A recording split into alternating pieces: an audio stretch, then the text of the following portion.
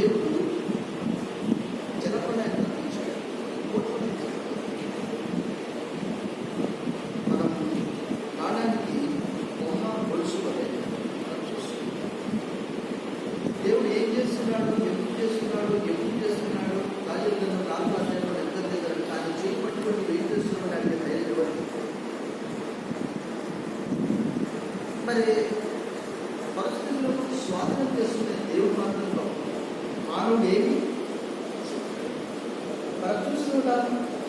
China దేశంలో ఆరంభమైనటువంటి ఇది 160 దేశాలకు వ్యాపించి 11,000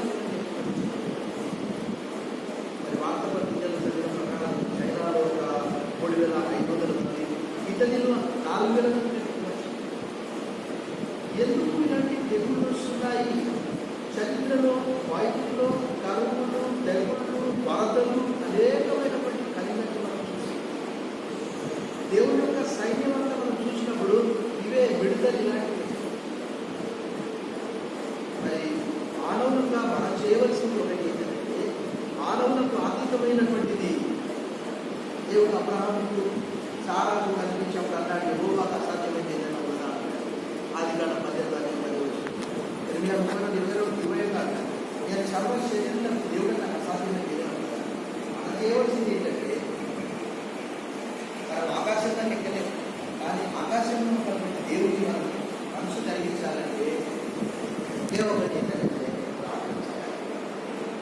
దేవుడి వాక్యంలో రాయబడ్డది, ఇశ్రాయేలు ప్రజలు బబులోనులో ఉన్నప్పుడు దేవుడు అన్నాడు, బబులోను క్షేమం కొరకు ప్రార్థన చేయండి, బబులోను క్షేమం మీ క్షేమం.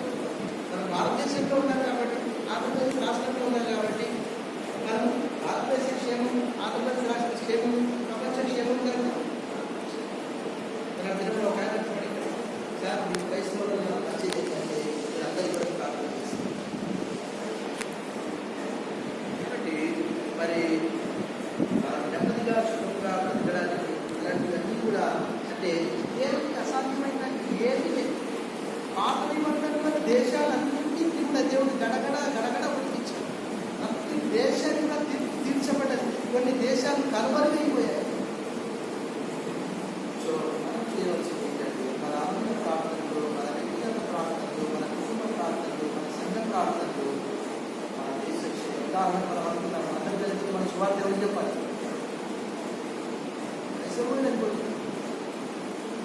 వెళ్ళిపోతుంది. దేవుడు లోకంలో ఎంతో ప్రేమించాడు. లోకంలో వచ్చారు. లోకంలో చనిపోవడం మనకి ఇష్టం లేదు. కానీ ఇలాంటి చరిత్రలు మన చరిత్రలో కూడా చదువుతుంది. ప్రతి 100 సంవత్సరాలు కలరా బ్రేకు అని నాకు కొంచెం కూడా తెలిసిన తర్వాత ముంబైలో రకరకాల ఎన్నికల ద్వారా బ్రేక్ వచ్చిందని చాలా కానీ వ్యాధులన్నీ ఒకే ఒక పాత నిబంధనలు అలాంటి మధ్యలో తొలగించారు అన్నాడు. ఆస్థానం తెగుళ్ళు ఏ తెగుళ్ళు సో మనం చేయవలసింది ఏంటంటే ఆ సర్వశక్తి గల దేవుని మనం ప్రార్థన చేయాలి. ఎందుకంటే ఇంతవరకు వ్యాక్సిన్ కూడా మేము కనిపెట్టలేకపోయామంటున్నారు. అమెరికాకి కనిపెట్టామంటున్నారు. అది పరీక్షిస్తాం 6 వారాల్లో. ఇలాంటి పరిస్థితుల్లో మనం ఎవరైనా అనుకున్నాం భారతదేశం అంతా కూడా షట్డౌన్ చేసి ఎవరెంతో అందులో అంటే దాని అర్థం ఏంటంటే మన దేశం భారతదేశ పరిస్థితులు, రాజకీయ పరిస్థితులు, సామాజిక పరిస్థితులు మనం తప్పకుండా మన దేవుడికి మనం ప్రార్థన చేయాలి.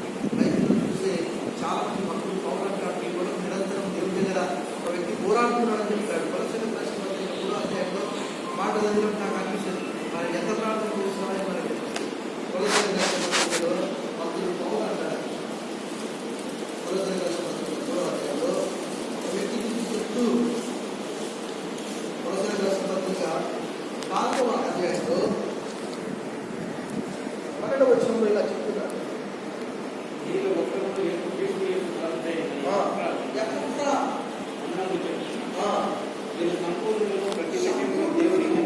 ప్రతి విషయంలో దేవుని చింతమును గురించి సంపూర్ణ ఉండవద్దని ఇతడు ఎల్లప్పుడూ మీ కొరకు ఏం చేస్తున్నాడట?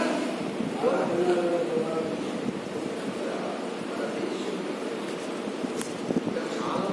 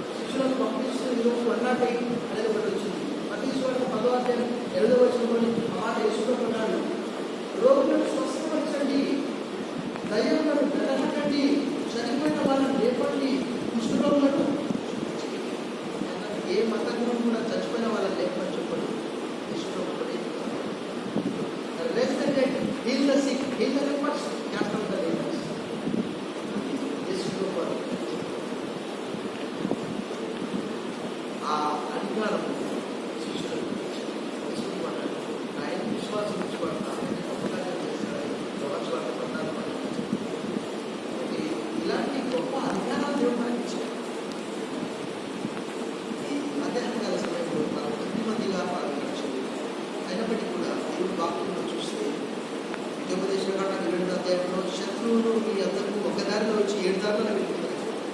యెషయా గ్రంథం 60:22 అన్నాడు, వారిలో ఒంటరైన వాడు 1000 మంది ఎన్నికలైన వాడు 4 మంది. ఇక్కడ 10 మంది కానీ 10,000 మంది ఎవరు అందరూ వారిలో ఒంటరైన వాడు 1000 మంది ఉన్నాడు. ఇక్కడ ఎంతమంది ఉన్నారు? 4, 5, 6, 7, 10,000 మంది. దేవుడు మనకు అనుగ్రహించాడు. మనం చేయలేనటువంటి మన నిస్సహాయ స్థితిలో మనం దేవుడు వైపు శరీరే అపుచితమైతే మనం పిలిచేవారు ప్రభు యొక్క మేళ్లను తలస్తూ మన సంఘమంతటిలో కూడా ఇలాంటి అనుభూతి మనకు ఎక్కువగా కలగదు. నేను ప్రభుత్వం 20 years చేసింది ఎప్పుడు కూడా ఇలాంటి అనుభూతి నాకు కలగదు.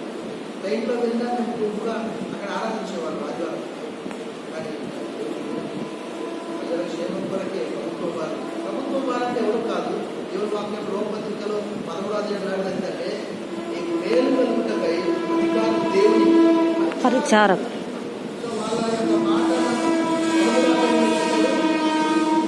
కాబట్టి అధికారం ఎదిరించేవాడు దేవుని ఎన్నులను ఎదిరించున్నాడు. ఎదిరించేవాడు కాబట్టి తామే తెచ్చుకోలేదు. ప్రభుత్వం చేయవారు చెడ్డ కార్యక్రమం కానీ మంచి కార్యక్రమం బయటపడతారు. నీకు మేలు కలుగుట అధికారం దేవుని పరిచారం. మనం అలా చెప్పకపోతే మనందరం ముందుకుంటే మన వ్యాధి వేరే వాళ్ళకి వచ్చి ఎదురు చెప్పే అవకాశం. కాబట్టి వాళ్ళు ముందుగా చెప్పారా పక్కన 2 సార్లు ఇంకేమన్నాడు అధికారుల గురించి చెప్తున్నాడు. చాలా చక్కగా చెప్తాడు. అక్కడ ఏంటంటే అధికారులు భయపడకుండా గురించి ఏమిచ్చి అప్పుడు వారి చెడ్డలు చేసినట్టు భయపడదు. వారు ఊరకనే కృతజ్ఞతలు కీడు చేయవారి మీద ఆధారం చూపుతుంటే ప్రచారం చేయ దేవుడి వాళ్ళ ద్వారా దేవుడు మరి మనకు దేవుడు ఉదాహరణకు మనకు గ్యాస్ సర్టిఫికేట్ కావాలంటే మనం ఆఫీసర్ దగ్గరికి వెళ్ళాలి, తహసీల్దార్ దగ్గరికి వెళ్ళాలి. మాస్టర్ ఏం చేస్తారు? అన్ని మాస్టర్ చేయలేదు. డెత్ సర్టిఫికేట్ కావాలంటే ఎవరు చేస్తారు? తహసీల్దార్. కాబట్టి మనం లోకంలో తీస్తూ ఉన్నప్పుడు ఇలాంటి అధికారాలు రాబోయే రోజుల్లో మనం మన దేశ క్షేమం